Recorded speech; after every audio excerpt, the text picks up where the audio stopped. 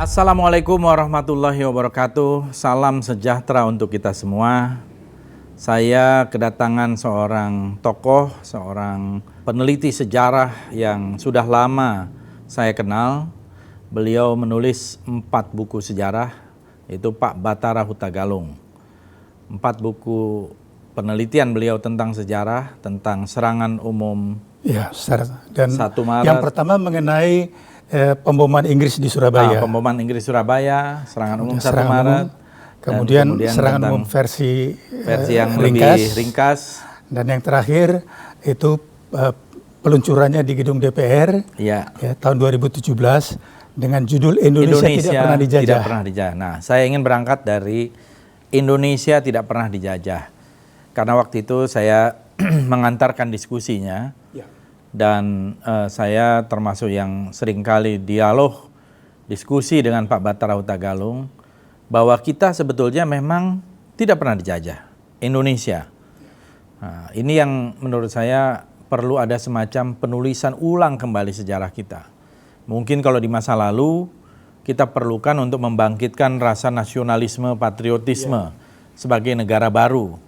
Tapi setelah hampir 76 tahun, apakah kita masih perlu itu? Nah, saya menyinggung sedikit biar nanti Pak Bathara yang menguraikan kenapa Indonesia itu sebetulnya tidak pernah dijajah. Karena kan memang Republik Indonesia baru lahir 17 Agustus tahun 45. Nah, mungkin silakan Pak Bathara bisa mengelaborasi kembali. Terima kasih Pak Fadli. Assalamualaikum warahmatullahi wabarakatuh. Selamat sore, salam sejahtera untuk kita semua. Sebenarnya penjelasannya bisa dipersingkat hanya dalam beberapa menit. Kalau kita melihat Indonesia sebagai entitas politik, bukan sebagai entitas sosio budaya atau antropologi budaya, bukan dari etnisitas. Jadi sebagai entitas politik, negara dan bangsa Indonesia baru ada sejak 17 Agustus tahun 45. Ya, nah itu patokan pertama. Jadi kalau ditanya siapa yang dijajah, yang dijajah itu negara-negara kesultanan kerajaan di Asia Tenggara, belum Indonesia.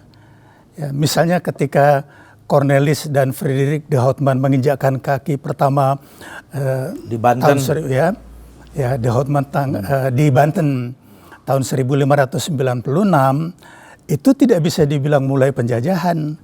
Ya, penjajahan pertama Belanda di Asia Tenggara yaitu ketika VOC Jan Pieterszoon Koen menyerang kota pelabuhan Jayakarta tanggal 30 Mei tahun 1619. Itu pun baru satu kota. Setelah itu kan 1628, 1629 itu Sultan Agung dari Mataram menyerang. Jadi masih negara merdeka. Jadi contohnya bahwa kalau dikatakan 350 tahun, kan tidak pernah ada yang bisa mengatakan kapan mulai dan kapan berakhirnya. Jadi Belanda tidak mau mengakui proklamasi 17 Agustus 45 sampai detik ini, sampai tanggal 12 Maret tahun 2021. Ya. Nah, Belanda berusaha menguasai kembali bekas jajahannya yang sudah menjadi negara merdeka dan berdaulat. Jadi Belanda setelah Perang Dunia Kedua tidak punya pasukan yang kuat. Tentaranya di Eropa dihancurkan oleh Jerman, di Asia Tenggara dihancurkan oleh Jepang. Jadi Belanda minta bantuan sekutunya di Perang Dunia Kedua. Inggris membantu dengan 3 divisi, Australia membantu dengan 2 divisi. Ya, maka berhasillah Belanda masuk ke Republik Indonesia dan berkat jasa 2 divisi tentara Australia, Belanda dapat menguasai seluruh wilayah Indonesia Timur mulai tanggal 15 Juli tahun 1946. Ya. Jadi singkatnya bahwa dengan kekuatan begitu besar, ya, Inggris hanya berhasil membantu Belanda di Jawa dan Sumatera untuk mendapat sebagian wilayah. Tetapi ketika tahun 1946, sebagian terbesar wilayah di Jawa, Madura, Sumatera masih di bawah kekuasaan Republik Indonesia. Ya. Nah, perlahan-lahan setelah Inggris dan Australia menarik pasukannya, Belanda mendatangkan pasukan dari Belanda. Jadi ketika agresi militer pertama bulan Juli tahun 1947 belum berhasil. Ya, Belanda mendatangkan lagi pasukannya. Jadi tahun 1946 itu sampai 47 baru sekitar 80.000 pasukan dari Belanda. Didatangkan lagi 2 kali lipat.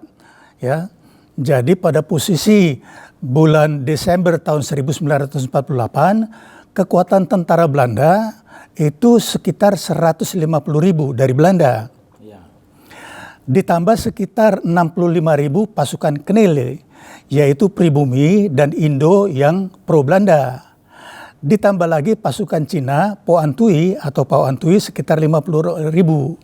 Jadi dengan kekuatan hampir 300.000 personel pasukan dengan persenjataan paling modern, melawan sekitar 100.000 tentara nasional Indonesia dengan persenjataan yang direbut dari Jepang.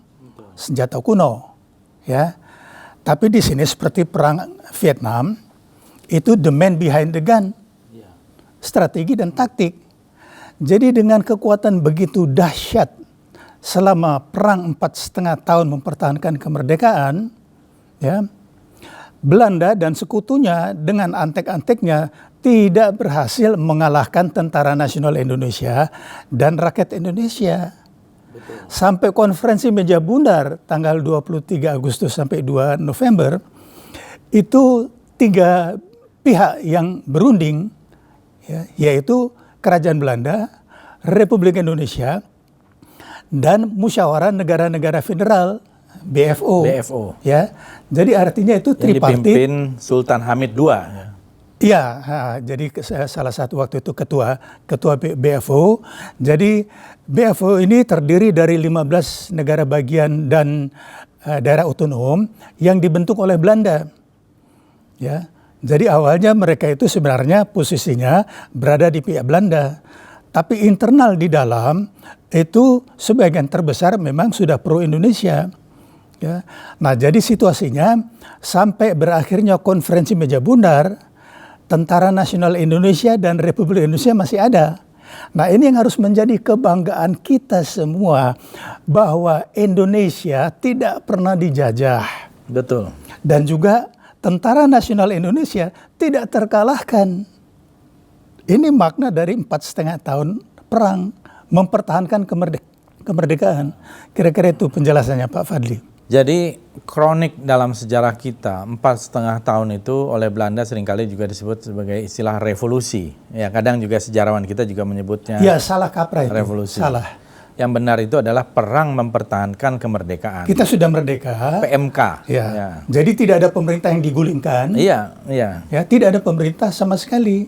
Jadi bukan revolusi, bukan pemberontakan, dan bukan perang kemerdekaan. Betul. Kalau kita lihat tentu di samping perjuangan kita melawan agresi militer Belanda pertama, agresi militer Belanda kedua, kemudian di situ juga ada upaya-upaya untuk memecah belah dengan ada peristiwa Madiun, ya kudeta Madiun, dan kita juga tahu ada upaya-upaya diplomasi yang kita harus beri apresiasi juga dari beberapa negara seperti Komisi 3 Negara, ya, yang memberikan ruang bagi para diplomat kita memperjuangkan ini di Perserikatan Bangsa-Bangsa kan?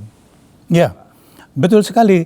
Jadi di buku saya yang ketiga mengenai serangan umum 1 Maret itu perjuangan TNI, diplomasi dan rakyat. Ya. Jadi itu kombinasi 3 itu yang sangat luar biasa ampuhnya.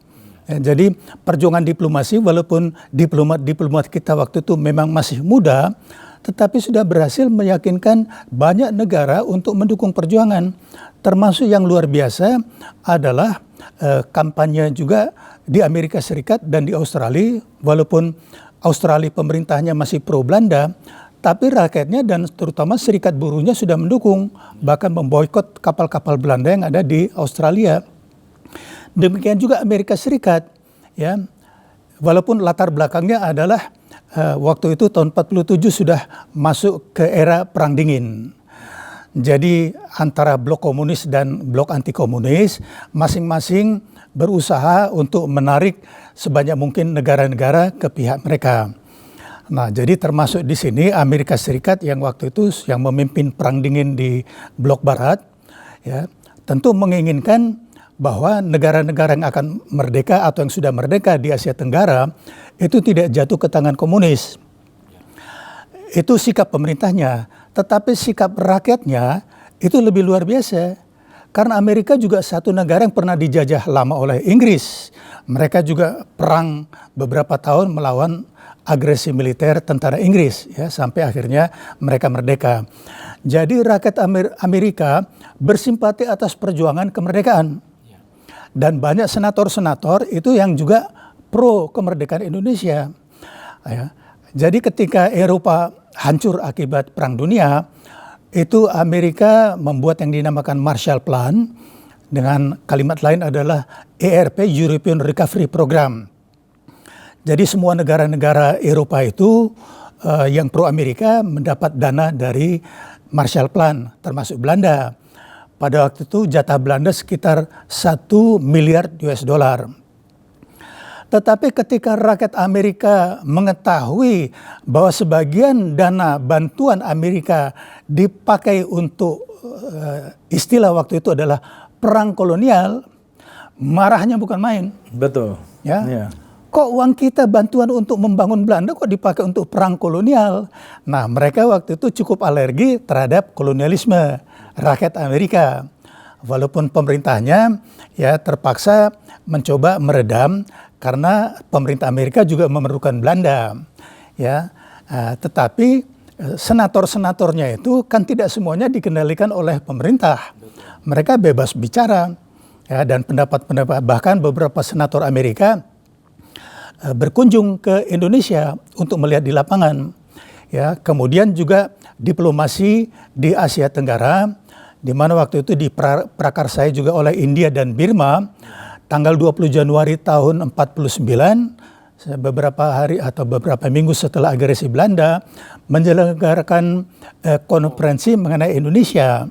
Ya, tetapi sebelum itu tahun 47 Mesir resmi mengakui kemerdekaan Indonesia.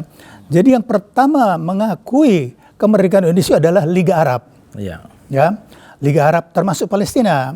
Ya, termasuk Palestina mengakui, tetapi hubungan diplomatik pertama adalah dengan Mesir. Nah, setelah itu baru India setelah merdeka. Nah, jadi inilah perjuangan-perjuangan diplomasi yang perlu diapresiasi. Jadi pada waktu itu mungkin termasuk perjuangan diplomasi yang berhasil adalah dalam diplomasi untuk mempertahankan kemerdekaan. Karena diplomasi yang sebelumnya, Linggajati, Renville, itu kita kalah total. Ya, itu adalah tonggak-tonggak penghapusan Republik Indonesia, dan puncaknya itu di konferensi meja bundar, Republik Indonesia sendiri sebagai satu negara berdiri sendiri itu hilang karena masuk menjadi satu dari 16 negara bagian. Jadi itulah penjelasan mengenai upaya diplomasi selama perang mempertahankan kemerdekaan. Ya. Selain itu kan juga ada bagian-bagian yang menurut saya jarang orang mengetahui, Pak Batara. Misalnya bagaimana setelah agresi militer Belanda kedua, Van Rooyen mengatakan bahwa Republik Indonesia cease to exist, tidak ada lagi. Karena pemimpinnya ditangkap, wilayahnya dikuasai, rakyatnya sudah mengakui pemerintah Belanda yang mau kembali. Dan waktu itu untungnya pemerintahan Kabinet Hatta ya sudah memutuskan kalau terjadi ini, karena memang mereka mengantisipasi kan, maka mereka akan membuat apa yang disebut sebagai pemerintah darurat Republik Indonesia kepada Safruddin Prawira Negara, atau kalau ini tidak berhasil akan dibuat semacam exile government di India kepada Dr. Sudarsono. Ya, betul. Betul. Jadi dan ini menjadi bahan perjuangan karena eksistensi dari pemerintah darurat ini yang digaungkan oleh perwakilan kita yang ada di New York, yaitu LN Palar, Charles Tambu, Sujatmoko, Sumitro, Joyadikusumo, Sudarpo, dan sebagainya. Jadi saya melihat ini yang tadi dikatakan oleh Pak Batara itu, 3 kombinasi ini tidak bisa dipisahkan. Ya. Yaitu kekuatan TNI, Laskar, kekuatan diplomasi, dan kekuatan rakyat. Ya. Karena rakyat inilah yang sebenarnya mempertahankan dan melawan dari kampung ke kampung ketika ya, itu. Penjelasannya, terutama ketika di masa agresi militer kedua, itu memang yang luar biasanya, agresi dilancarkan 19 Desember tahun 48, tetapi di sini kehebatan Intel Indonesia pada waktu itu di bawah Zulkifli Lubis sudah mengetahui sejak bulan Maret. Iya. Sejak bulan Maret sudah diketahui pergerakan Belanda mendatangkan terus pasukannya dan sudah diantisipasi, ini kelihatannya Belanda mempersiapkan serangan besar-besaran. Jadi oleh karena itu dari mulai bulan Maret sudah dipersiapkan strategi dan taktik, sudah jelas harus perang gerilya. Nah, ditugaskanlah Nasution dengan tentu dari stafnya di Kementerian Pertahanan untuk menyusun strategi dan taktik yang kemudian dituangkan menjadi perintah siasat, ya jadi keputusan kalau tidak salah bulan Juni tahun 48. Itu surat keputusan presiden mengenai perintah siasat 1. Dan juga sudah dipersiapkan basis perlawanan. Sebenarnya Bung Karno rencananya diungsikan ke India. Sudah dihubungi Nehru sudah kirim pesawat, tapi pesawat dari India itu ditahan di Batavia, tidak bisa ke Jogja. Walaupun Bung Karno sudah mengadakan perpisahan, ya. Nah, jadi mengenai Syafruddin Prawidanegara ini sudah dipersiapkan akan memimpin pemerintah daerah di Bukit Tinggi. Betul. Jadi sejak bulan Maret itu sudah dikirim 3 gelombang. Sebenarnya 4. Jadi 3 gelombang untuk membangun basis perlawanan di Sumatera. Ya, jadi perlawanan itu hanya Jawa dan Sumatera. Jadi gelombang ketiga bulan November itu dipimpin oleh Bung Hatta sendiri. Tetapi sebelumnya bulan Juli, bulan Juli, Presiden Soekarno ke Aceh untuk bertemu langsung dengan Daud Bureh. Ya. Dan juga sudah empat mata membicarakan mengenai rencana menghadapi agresi Belanda. Itu sebabnya ini memang sangat menarik untuk diteliti. Bagaimana 100.000 TNI dengan persenjataan yang lemah, ya, bisa melawan yang hampir 3 kali lipat dengan persenjataan modern seperti perang Vietnam itu. Ya, ini yang harusnya kajian yang harus dilakukan. Coba mungkin Pak Batara bisa elaborasi kekuatan Belanda tadi itu yang 300.000 ya. Ya. Mungkin dari Belandanya sendiri mereka itu latar belakangnya apa, kemudian rekrutmen dari Knil dan dari Po Antui itu. Ya, yang dari Belanda itu sebagian terbesar adalah wajib militer. Walaupun tahun 46 ketika mulai direkrut wajib militer, itu banyak tentangan di Belanda, sangat banyak tentangan, terutama dari generasi muda. Karena banyak yang waktu itu berpendapat, loh kita baru habis diserang oleh Jerman, dihancurkan, kok kita sekarang baru lepas dari pendudukan Jerman mau melakukan perang kolonial. Ya. Waktu itu sangat banyak pemuda-pemuda Belanda yang menghindari wajib militer. Salah satunya saya kenal, Jan Maassen, saya jumpa dia di Den Haag tahun 2005.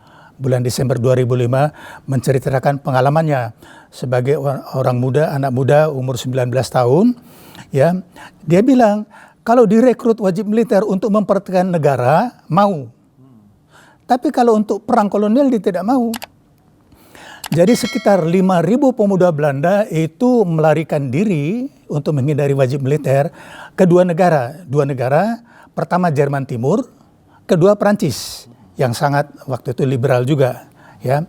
Nah, di situ situasinya demo besar-besaran di Amsterdam menentang perang kolonial. Tetapi jadi banyak dengan paksaan itu Belanda tetap mengirimkan. Ya.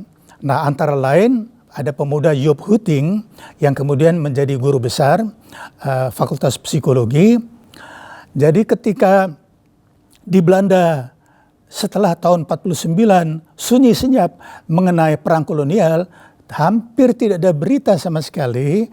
Kesunyian ini tahun 69 dipecahkan oleh Profesor Job Hutting ketika mereka mengecam Amerika atas pembantaian penduduk sipil di Milai. Ya.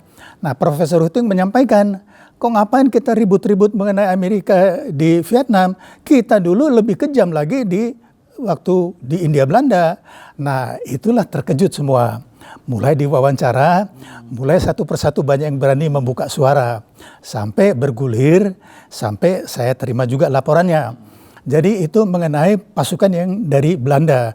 Jadi banyak yang dikirim, dipaksa, ditahan, kemudian dimasukkan ke kapal dan di fait accompli. Kalau sudah sampai di sini ya mau ngapain? Tapi karena memang diperlukan bukan hanya untuk tempur, tapi juga untuk transport, untuk logistik dan sebagainya. Kemudian Knil ini memang sudah lama menjadi pasukan Belanda sejak tahun 1800-an. Singkatannya apa itu? Ya. Singkatannya dalam bahasa Koninklijke Nederlands Indische Leger. Jadi tentara darat dari tentara kerajaan. Ya. Itu dari awal sudah sebagian terbesar prajuritnya itu adalah pribumi, ya. Dan kemudian sebagian Indo, tetapi kebanyakan perwira-perwiranya masih Belanda. Walaupun perlahan-lahan pribumi juga sampai pangkat kolonel, yaitu Raden Abdul Qadir Wijoyatmojo yang memimpin delegasi Belanda di perundingan Renville. Betul. Bahkan Sultan Hamid II pernah mencapai pangkat Mayor Jenderal tituler ketika menjadi ajudan Ratu Belanda. Ini juga harus diluruskan, mitos bahwa Knil itu Ambon itu salah. Ambon dari sekitar 65.000 tentara pasukan Knil itu hanya sekitar 5.000. Ya. Kalau di satu pasukan, ya Pak Fadli semua juga tahu bahwa tidak semuanya itu pasukan tempur kan. Ya. Ada logistik, betul, ada transport dan sebagainya. Nah, karena Maluku, Ambon termasuk yang militan, mereka itu kebagian di bagian tempur. Jadi yang maju di depan-depan itu yang kelihatan yang Ambon-Ambon. Ya. Jadi disitulah termasuk memang upaya untuk mengadu domba bahwa Ambon itu identik dengan Knil karena peristiwa RMS. Ya. Itu mengenai pasukan Knil. Mengenai pasukan Poan Tui, ini sebenarnya sudah dibentuk bulan Januari tahun 42 oleh Belanda dan sekutu untuk membantu sekutu menghadapi agresi militer Jepang. Ya, dibentuk di situ ABDACOM, American British Dutch Australian Command di bawah Letnan Jenderal Sir Archibald Wavell, pusatnya di Bandung. Kemudian ya mulai mereka mengorganisir, mungkin pernah dengar juga yang dinamakan Van der Plas Connection. Ya. Nah, itu gerakan bawah tanah yang ternyata sampai sekarang masih eksis. Ya. Jadi masih dipakai terus. Van der Plas, Charles Ulke Van der Plas di zaman pemerintah kolonial, dia adalah gubernur Jawa Timur. Ya. Tapi semuanya itu tidak berhasil, Jepang tidak terbendung. Tetapi ketika pendudukan Jepang, itu Jepang juga memanfaatkan Poan Tui. Ya, Poan Tui menjadi polisi lingkungan, satpam, membantu keamanan.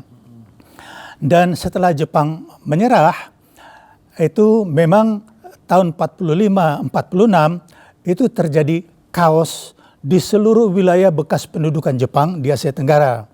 Tidak ada pemerintahan karena Jepang sudah lumpuh, ya, orang-orangnya lumpuh, tidak punya kemauan untuk apapun lagi karena negaranya, terutama kaisarnya menyatakan menyerah tanpa syarat, sang simbol. Poan Tui ini yang pertama kali dihidupkan kembali itu di Kota Medan, Desember tahun 45, ya. Jadi memang pada waktu itu kita mengetahui banyak terjadi pembalasan dendam dari pribumi terhadap orang-orang ya, pribumi lain juga semua ya, terhadap orang-orang yang dianggap kolaborator Belanda, Jepang atau antek-antek. Terjadilah pembantaian-pembantaian yang kejam dan sadis. Kita mendengar misalnya peristiwa 3 daerah. Lalu yang dinamakan revolusi sosial di Sumatera Timur itu salah nama itu. Itu kaos ya. Itu kaos perampokan, pembunuhan terhadap kerabat-kerabat sultan. Jadi semua sultan-sultan itu di seluruh Asia Tenggara, di seluruh Sumatera dan Jawa, itu memang boleh dikatakan pada waktu itu ya memang sultan-sultan yang pro Belanda. Karena sultan-sultan yang menentang Belanda sudah dibuang ke Afrika Selatan, ke Goa dan sebagainya.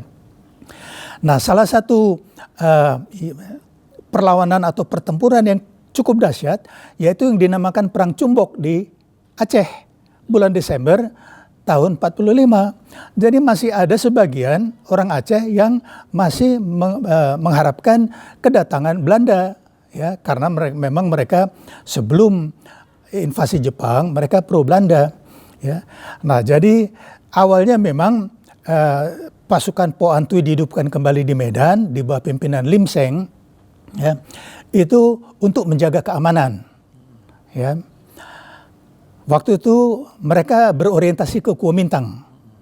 Jadi Lim Seng itu mendapat pangkat dari Kuomintang, pangkat Letnan Jenderal. Jadi setelah Belanda mulai berdatangan dan mereka memerlukan pasukan, selain merekrut kembali Kenil, mereka merekrut kembali pasukan Po Antui yang sudah mereka bentuk. Nah, jadi pasukan Po Antui ini adalah terdiri dari bangsa Cina yang ada di Indonesia yang masih pro Belanda. Tapi saya selalu mengatakan tidak bisa menggeneralisir. Karena juga ada orang-orang Cina seperti John Lee ya, yang pantas menjadi pahlawan nasional itu berperang ke pihak Indonesia.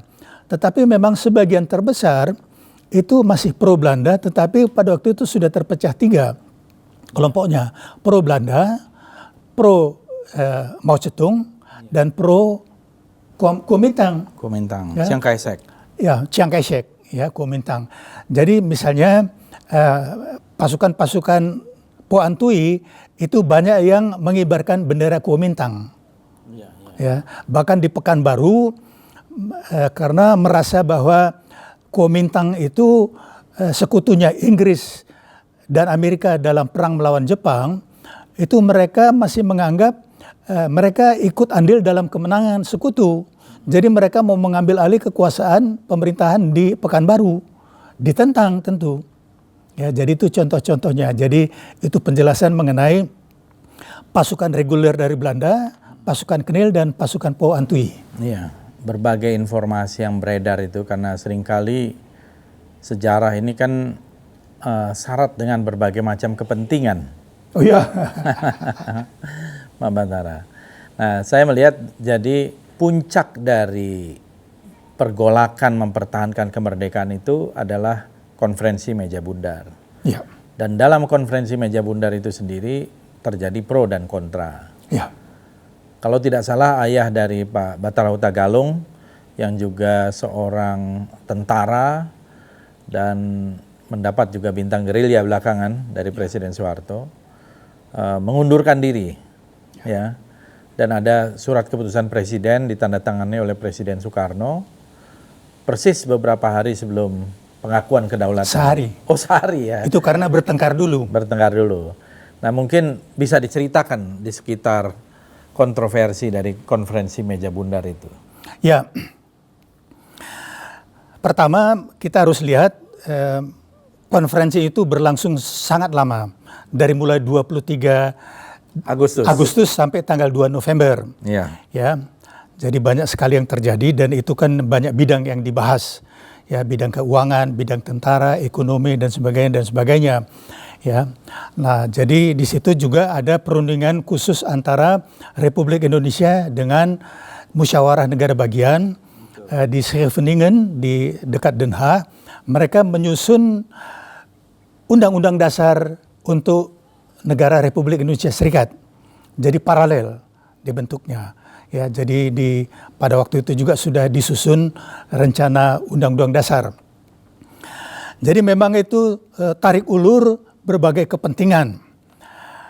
Misalnya di bagian keuangan, saya dengar dari Pak Hashim Djuhadikusumo bahwa Pak Sumitro juga termasuk tidak setuju bahwa Indonesia yang harus membayar 4,5 miliar gulden pada waktu itu setara dengan sekitar 1,1 miliar US dollar tahun 49. Ya. Nah, kemudian di bidang militer, ya tentu dari militer tidak setuju ya bahwa bekas tentara Kenil diterima menjadi TNI dengan pangkat yang sama. Tapi kemudian sebelum dibubarkan, itu mereka dinaikkan lagi pangkatnya 2. Lalu ketika setelah masuk ke TNI, kemudian untuk menyetarakan gaji, karena jelas gaji TNI kan lebih rendah dari Kenil, supaya disetarakan naik lagi 2 tingkat. Nah, jadi ayah saya termasuk yang dalam bidang ini sangat keberatan, karena mengatakan, kalau begini, nanti di kemudian hari, nanti ada jenderal-jenderal Kenil yang memimpin, yang dulu mau menghancurkan TNI. Ya. Nah, jadi butir pertama mengenai keuangan, butir kedua mengenai diterimanya bekas tentara Kenil. Ya. Dan yang ketiga itu adalah pembentukan Republik Indonesia Serikat. Ya. Karena memang sudah sangat banyak yang menentang. Jadi terutama mengenai masalah keuangan, yang sangat ditentang, yang dikatakan tidak masuk akal. Ya. Mengapa RIS itu dipandang sebagai kelanjutan dari pemerintah Netherlands India Belanda. Ya. Nah, akal bulus Belanda, bahwa ini berhasil digolkan, oleh karena itu pemerintah yang menggantikan pemerintah India Belanda, yaitu RIS, harus menanggung utang pemerintah Netherlands ini kepada pemerintah Belanda. Jadi waktu itu diminta 6,5 miliar gulden, disepakati 4,5 miliar gulden. Yang luar biasanya, itu tidak banyak yang mengetahui, bahwa di dalam anggaran itu termasuk biaya 2 agresi militer tahun 47 dan 48. Jadi di situ kemarahan dari pihak TNI. Kok kita tidak kalah? Memang kita tidak menghancurkan tentara Belanda, tapi situasi remis, ya. Kita tidak kalah, maka sampai ke meja perundingan kita setara dengan kerajaan Belanda. Mengapa kita yang harus membayar? Bagaimana kehancuran yang diakibatkan oleh Belanda? Kita belum bicara mengenai penjajahan, ya, perampokan harta Nusantara. Nah, jadi itulah dasar-dasar terutama dari pihak TNI yang sangat keberatan dengan hasil konferensi meja bundar. Ya, jadi itu garis besarnya, 3 butir itu yang menyebabkan ayah saya yang dibilang oleh Bung Karno waktu itu sebagai manusia paling keras kepala di dunia. Karena ayah saya mengundurkan diri, dan ketika Bung Karno menandatangani surat pengunduran diri ayah saya bulan Maret tahun 50, ya, ayah saya datang ke Bung Karno minta supaya Bung Karno menandatangani sebagai Presiden Republik Indonesia. Ayah saya berargumen, saya tidak pernah 1 detik pun mengabdi untuk RIS. Ya. Nah, terjadi perdebatan di situ. Ya, tetapi akhirnya kalau dilihat surat pengunduran diri, ayah saya ditandatangani oleh Presiden Soekarno tanggal 26 Desember tahun 49, ya. 1 hari sebelum menjadi Presiden RIS. Itu kisah kenapa kontroversial. Kemudian itu tanggalnya dimundurkan atau bagaimana? Iya, tanggalnya. Oh, tanggalnya. Tanggalnya dimajukan. Dimajukan menjadi tanggal 26. Semula ditandatangani bulan Maret tahun 1950 sebagai Soekarno Presiden RIS. Kemudian di surat pengunduran diri yang ditandatangani yang diterima adalah tanggal 26 Desember tahun 49. 1 hari. Kemudian mengenai perjanjian Rumroyen, ini juga kontroversial. Karena dalam perjanjian itu, kesalahan dari Mr. Muhammad Rum adalah formulasi dalam persetujuan itu, di mana ditulis di situ bukan Tentara Nasional Indonesia, tetapi pendukung Republik Bersenjata. Oh, Panglima Sudirman marah besar. Ya. Menulis telegram, jadi saya masih ada salinannya, sangat tidak setuju dengan formulasi tersebut. Nah, itulah kontroversinya. Ya, di samping itu sebetulnya ada kontroversi yang lain kan. Kalau kontroversinya dengan PDRI ketika itu, karena ada dua line gitu ya, PDRI dan Trase Bangka. Nah, kelompok PDRI mengatakan, kenapa orang yang ditahan kok melakukan perundingan? Betul. Ya kan? Betul. Padahal ini sudah ada penyerahan tertulis kepada PDRI. Nah, ini yang membuat kemudian terjadi semacam pertentangan yang luar biasa. Walaupun akhirnya berujung pada rekonsiliasi pada bulan Juni tahun 49 ya, termasuk dengan tanggal 13 Juli 13 Juli 49. Juli atau Juni ya? Juli. Pada tanggal 13 Juli tahun 49 ya, ketika kemudian akhirnya Jenderal Sudirman, Safrudin Prawira Negara hadir. Nah, kembali ke soal RIS dulu. Syafruddin mengembalikan mandatnya tanggal 13 Juli. Betul. Peristiwa RIS ini penting karena bagaimanapun ini menjadi fakta sejarah. Dan kita pernah berada di dalam satu periode itu selama kurang lebih 7-8 bulan. Ya. Dari, bolehlah kita anggap dari 27 Desember tahun 49 sampai 17 Agustus tahun 50. Nah, kita melihat bahwa periode itu adalah satu periode kita berada di negara federal. Dan Republik Indonesia berada di dalam Republik Indonesia Serikat. Bung Karno menjadi presiden. Presiden Republik Indonesianya adalah Mr. As'ad Datuk Mudo. As'ad Datuk Mudo. Perdana Menterinya adalah Dr. Abdul Halim. Nah, dan pada periode itu kita menggunakan Undang-Undang Dasar RIS. Betul.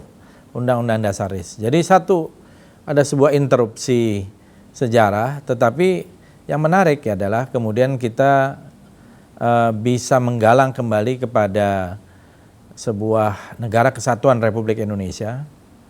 Dan menurut saya mungkin ini juga sebuah panggilan sejarah, tapi mungkin juga ini sudah didesain tadinya dari awal. Ya, ini saya menganalisa saja. Bisa saja bagi Soekarno-Hatta yang merupakan tokoh-tokoh kunci di dalam perundingan mengatakan yang paling penting kita diterima dulu, diakui dulu sebagai negara oleh dunia, gitu ya, termasuk oleh Belanda. Nah, urusan tadi tetek bengek, utang-utang dan sebagainya kita selesaikan nanti. Dan nyatanya kemudian kita mengetahui belakangan itulah yang terjadi, ya kan? Nah, ini menurut Pak Batara gimana itu? Ya, cara berpikir pada waktu itu memang demikian. Ya, jadi yang penting merdeka dulu diakui. Ya, tetapi formulasinya itu mungkin karena diplomat-diplomat kita itu muda-muda semua menghadapi diplomat-diplomat ulung kawakan yang sudah puluhan tahun malang melintang dengan segala trik-triknya. Dan yang tadi saya sebut masa perundingan yang sangat panjang, bisa terjadi segala macam, sampai tudingan-tudingan, segala macam suap dan sebagainya kan. Itu sudah ada pada waktu itu. Ya.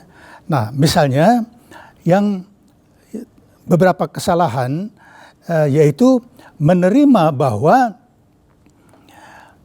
RIS itu dipandang sebagai kelanjutan dari pemerintah Netherlands Indi. Ya. Itu kurang gigih mempertahankannya.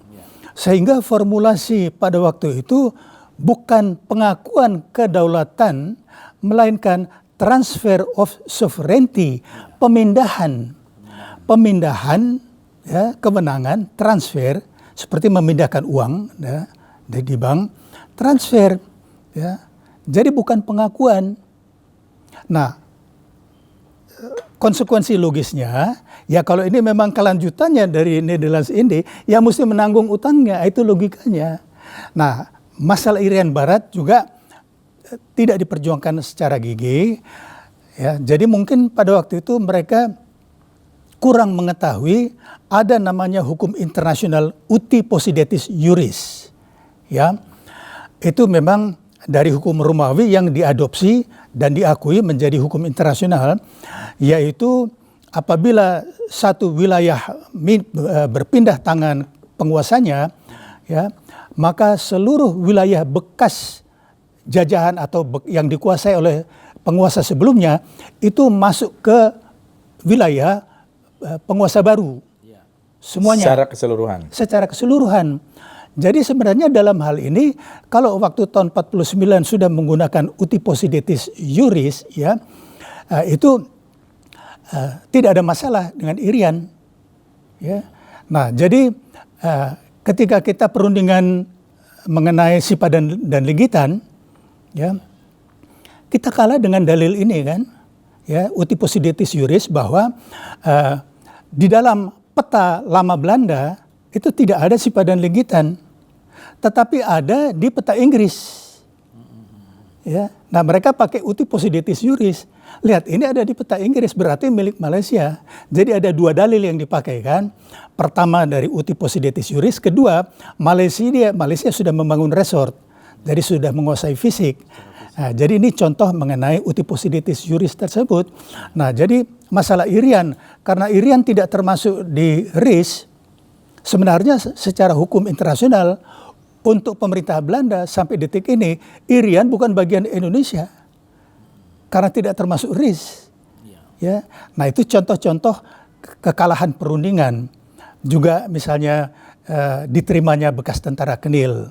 Ya, jadi itulah beberapa hal-hal yang dampaknya itu ya setelah itu sampai sekarang. Saya sih Pak Batara tidak ingin menyalahkan ya, tapi saya melihat mungkin ada faktor-faktor yang ketika itu membuat para perunding kita, sebenarnya kan di antara para perunding itu kan orang-orang yang merupakan elitnya Republik ketika itu. Oh iya. Saya sih melihat ini bagian dari sebuah upaya ya, mungkin menghadapi satu kekuatan yang begitu besar ya, dan sebagai bangsa yang baru merdeka 4,5 tahun ya, walaupun tidak banyak diakui oleh negara-negara lain. Ini yang menurut saya merupakan dilema mungkin ketika itu. Jadi saya masih melihat bahwa perlu ada satu penelitian lebih lanjut. Oh, benar sekali. Terhadap mungkin kalimat per kalimat apa, bagaimana suasana dan direkonstruksi. Betul. Apa yang sesungguhnya terjadi, gitu ya. Iya. Dan itu menurut saya akan menjadi khazanah pengetahuan yang menarik ya terhadap konferensi meja bundar ketika itu.